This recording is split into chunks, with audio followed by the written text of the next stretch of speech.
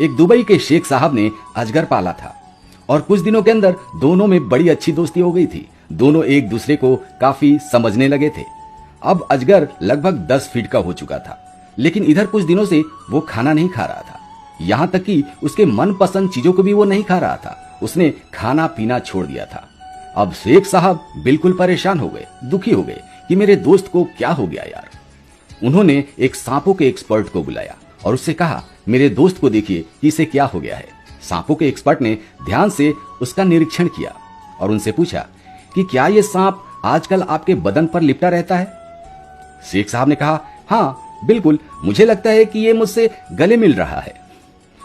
उस सांप के एक्सपर्ट ने कहा कि शेख साहब बिल्कुल सावधान हो जाइए, अब समय आ गया है कि सांप को किसी चिड़ियाघर या जंगल में आप छोड़ दीजिए। शेख साहब ने कहा, क्यों, आपको ऐसा क्यों लगता है? ये मेरा दोस्त है, मैंने इसे पाला है।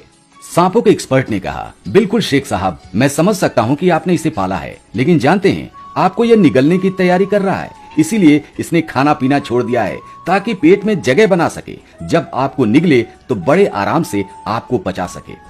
दोस्तों, इस कहानी का मतलब तो आप समझ ही गए होंगे। हमारे जीवन में भी बहुत सारे ऐसे लोग होते हैं जो हमसे लिपटे होते हैं, हमसे दोस्ती का नाटक कर रहे होते हैं, लेकिन अंदर ही अंदर हमें निगलने की तैयारी कर रहे होते हैं।